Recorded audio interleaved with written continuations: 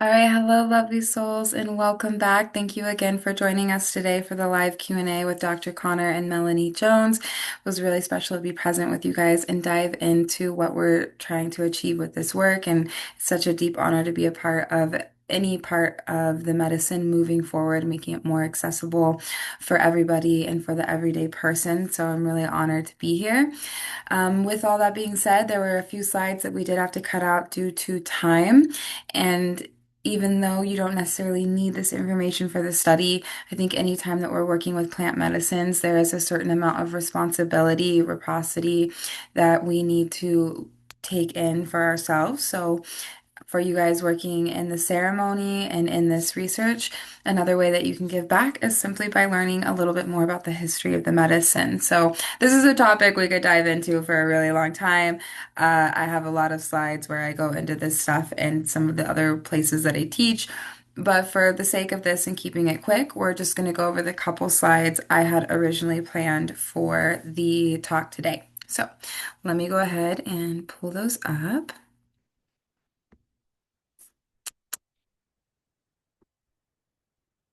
Awesome. All right. So, before I get started, I just want to say today I'm going to be talking about Maria Sabina, but there are a lot of women in the medicine world, and when it comes to psilocybin mushrooms in particular, women have been protectors and carriers of this wisdom for a really long time, tracing all the way back long, long ago, In Africa is where they found actually the oldest evidence of psilocybin potentially being used in a ceremonial way.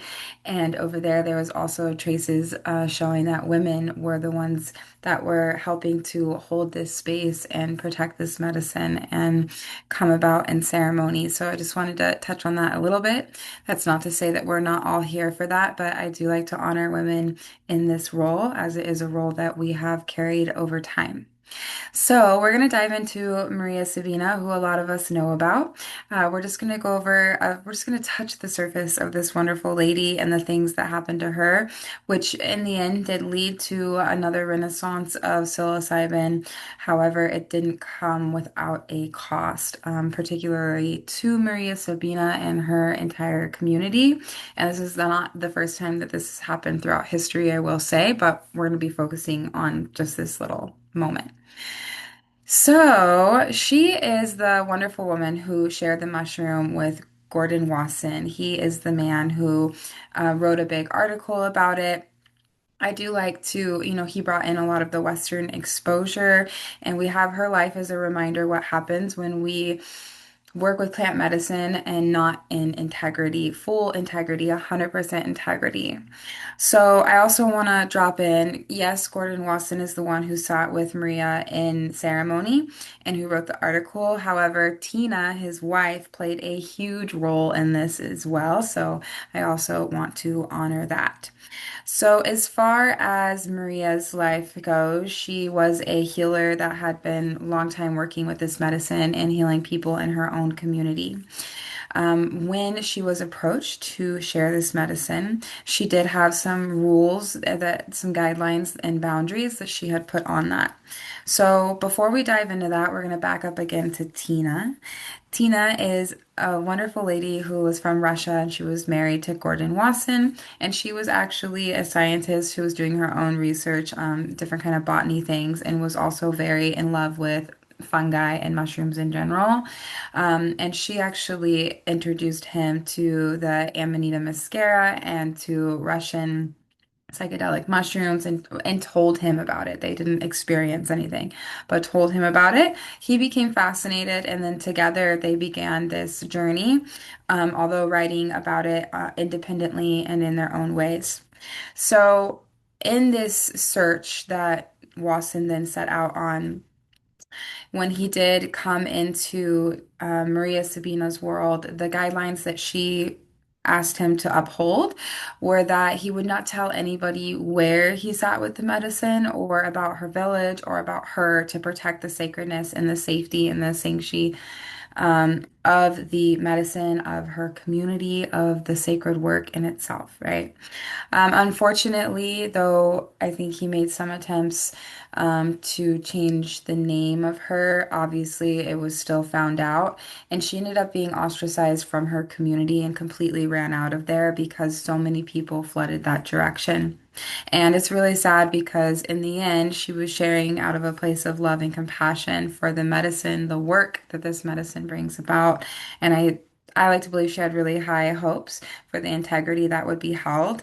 And yeah, it's like I said, it's not the first time that this happened throughout history. There's been a lot of times where medicine women, particularly working with psilocybin, have been completely torn down and yeah, erased basically, especially during the Spanish takeover. So this is something that the reason that I like to bring it forward is just to let her story be a reminder that we all have a responsibility, whether we're people who are holding space for this medicine, a responsibility on the people we bring into that space and making sure that they understand the relationship with the medicine, relationship with the plant, and with the community around that should always come first.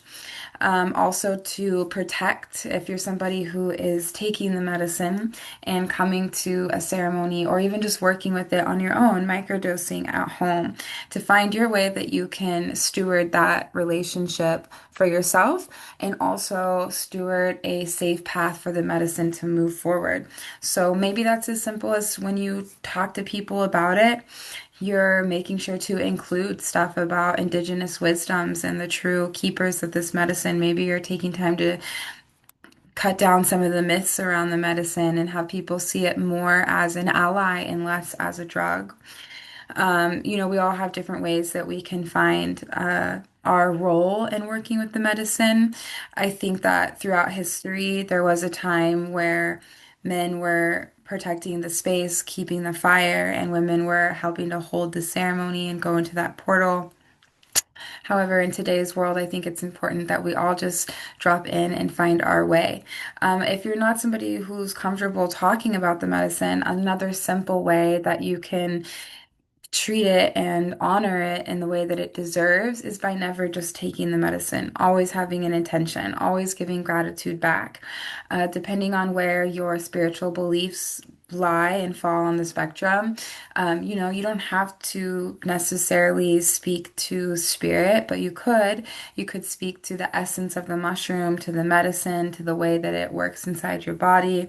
You could speak to the earth that was the container for the mushroom to grow, to the elements, but just taking time to send gratitude for this medicine tool or ally that you're able to put into your body and do our diligence to protect it as sacred medicine that it is and hold these boundaries with love. Another thing that I think I would just like quickly want to mention is that it's just a fascinating part about this story, I think. Um, Tina and her daughter and Gordon all went together as a family to experience this medicine. And for some reason that nobody knows, Gordon Wasson sat with Maria Sabina, but Maria gave mushroom medicine to Tina and her daughter, and they went and had their own ceremony by themselves. So no one really knows for sure why this was. I have my own personal thoughts on that, but I'll just let you guys take that information and sit with it. So the next slide that I just wanted to, and once again, you guys, I love this topic, and there's so much more to dive into about Indigenous people and how they have kept this medicine, stewarded this medicine, and their relationship between the land, the medicine, their community. A big part.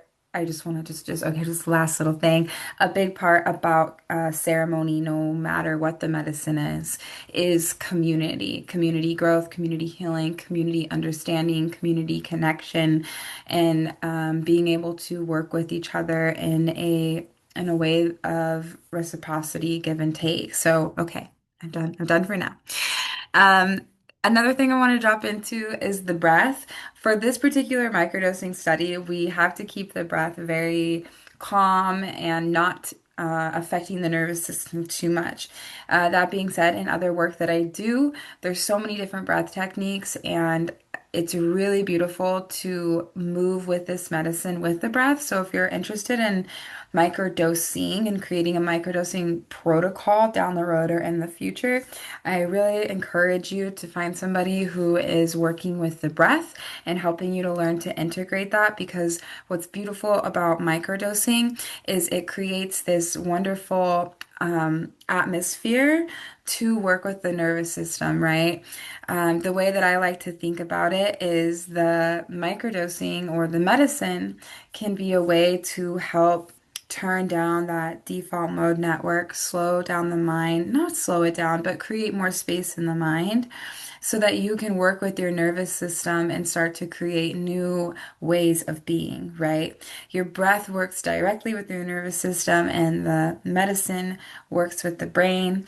And these two work together to program our entire character of who we are. So when we can work with both aspects, both the brain and the nervous system consciously, then we're able to truly have a hand in programming ourselves day to day. So the breath to me is a portal to the body, the mind, and the spirit.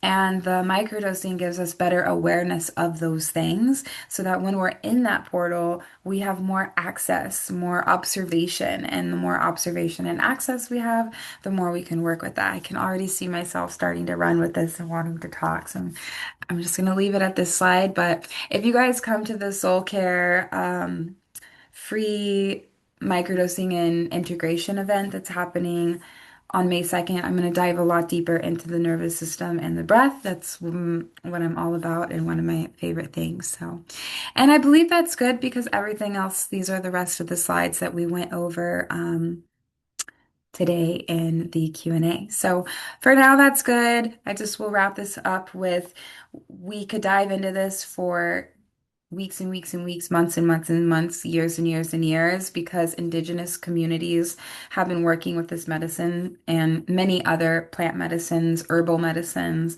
body medicines like the breath and such since the beginning of time.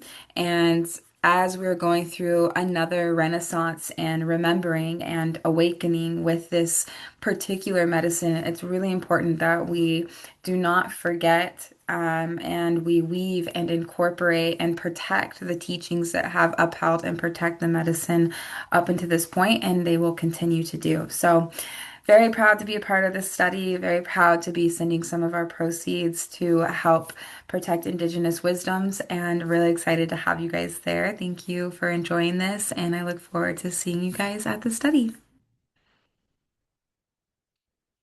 Oh, I guess I need to stop my share before I can exit out.